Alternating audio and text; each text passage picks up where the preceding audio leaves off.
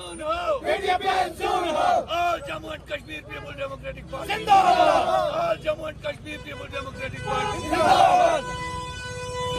इस तरह से आप पचास साल से स्ट्रांग और वहाँ पर आज तक जीत नहीं पाए। देखिए, ये पीडीपी की जीत नहीं है, बल्कि मैं तो कहूँगा ये पूरे जम्मू कश्मीर की जीत है, क्योंकि जम्मू कश्मीर की तारीख में पहली मर्तबा ऐसा हुआ कि बडगाम की सीट जो नेशनल कॉन्फ्रेंस का स्ट्रांग होल्ड माना जाता था, वो नेशनल कॉन्फ्रेंस के दौरे हुकूमत में ही वो हार चुके हैं। और इस सीट पर पहले उमर अब्दुल्ला साहब जो चीफ मिनिस्टर जम्मू कश्मीर के हैं, वो इस सीट से विजेता घोषित हुए थे।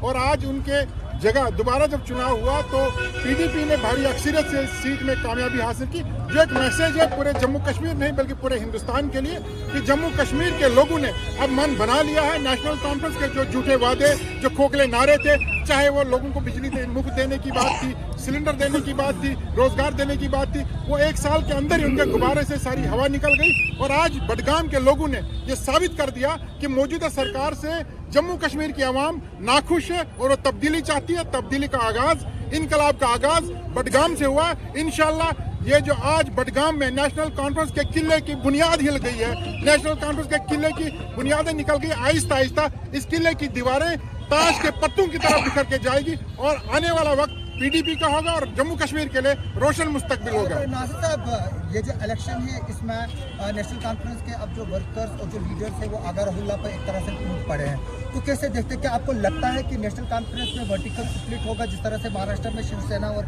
एनसीपी को हुआ? देखिए, नेशनल कॉन्फ्रेंस के अंदरूनी मामला है, हमें इसमें कुछ नहीं बोलना है। अलबत्ता इतनी बात जरूर कहूंगा कि नेशनल कॉन्फ्रेंस का सबसे बड़ा लीडर उमर अब्दुल्ला साहब हैं। वो उमर अब्दुल्ला साहब जम्मू कश्मीर के चीफ मिनिस्टर हैं। वो खुद इस कॉन्स्टिट्यूएंसी में अपने 50 एमएलए लेकर के कैंपेन कर रहे थे, लेकिन बडगाम के लोगों ने उन्हें जवाब दे दिया है। अब नेशनल कॉन्फ्रेंस के अंदरूनी मामला में क्या कुछ होगा वो नेशनल कॉन्फ्रेंस की जिम्मेवारी है। नेशनल कॉन्फ्रेंस में किसी वक्त पीडीपी को निशाना बनाया था, पीडीपी जमात के अंदर इंतशार पैदा करने की कोशिश की थी। जो दूसरे के घर में आग लगाता है, आग खुद ब खुद उसके घर में लगती है। और नेशनल कॉन्फ्रेंस के घर में इस शिकस्त के बाद आग तो लगनी शुरू हो ही जाएगी। इंशाल्लाह जम्मू कश्मीर पीडीपी का है, जम्मू कश्मीर के लोगों का है और जम्मू कश्मीर हमारी जमात का मुस्तकबिल रोशन। नासिर साहब, क्या आपको लगता है कि उमर अब्दुल्ला को इस हार की जिम्मेवारी लेनी चाहिए?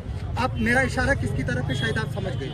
बिल्कुल, देखिए, उमर अब्दुल्ला साहब खुद इलेक्शन में कैंपेन के लिए उतरे थे और कई जगह उन्होंने मॉडल कोड ऑफ कंडक्ट की वायलेशन भी की थी। वो खुल्लम खुला लोगों को ये कह रहे थे कि अगर आप यहाँ से पीडीपी के उम्मीदवार को जिता कर भी भेजोगे उसमें हमारे पास ही काम करने के लिए, जो कि जवाबित और कंडक्ट के खिलाफ है। हर कोई हरबा नेशनल कॉन्फ्रेंस इस्तेमाल किया। बीजेपी की मशीनरी भी नेशनल कॉन्फ्रेंस के फेवर में थी। हम दो महाजों पर लड़ रहे थे। बीजेपी और नेशनल कॉन्फ्रेंस के दरमियान जो डील है, मैं इसको अलायंस नहीं कहूंगा, एक डील है। जो डील नगरोटा में साबित होगी, जो डील राज्यसभा के चुनाव में साबित होगी, ये दोनों जमातें एक दूसरे को फायदा पहुंचाने के लिए चुनाव में उतरी थी। लेकिन आज दोनों जमातों को मुंह की खानी पड़ी। पीडीपी को लोगों ने भरपूर सपोर्ट किया और वोट करके भारी अक्सर से कामयाब किया और एक मैसेज पूरे जम्मू कश्मीर के साथ हिंदुस्तान को भी दिया है। तो क्या उमर अब्दुल्ला को इसके बाद नैतिकता तौर पर रिजाइन करना चाहिए? देखिए, वो जो आप कहते हैं कि उन्हें इखलाकी तौर पर, इखलाक इन लोगों के पास है ही कहाँ? उमर अब्दुल्ला की सरकार के दौरान क्या कुछ हुआ? उन्हें तो इखलाकी तौर पर बहुत पहले से कुर्सी छोड़ देनी चाहिए थी। लेकिन कुर्सी के साथ एक ऐसा मजबूत फेविकोल का जोड़ जुड़ा हुआ है, जब तक लोग धक्के देकर कुर्सी से नीचे नहीं उतारेंगे वो कुर्सी छोड़ने वाले नहीं है। जो आज नहीं, मैं कह रहा हूँ, इन्होंने कुर्सी की खातिर जम्मू कश्मीर के साथ आज तक जो किया है, चाहे 57 की बात करें, चाहे इंदिरा फारूक अकार्ड की बात करें, चाहे वजीर आजम से वजीर आला की कुर्सी उन्होंने कबूल की, कुर्सी के साथ इनका मोहब्बत जो है बेपनाह है। मुझे नहीं लगता वो इखलाकी तौर पर, हालांकि देना चाहिए उनको, लेकिन मुझे नहीं लगता देंगे। इंशाल्लाह उनको लोग खुद कुर्सी से नीचे उतारेंगे।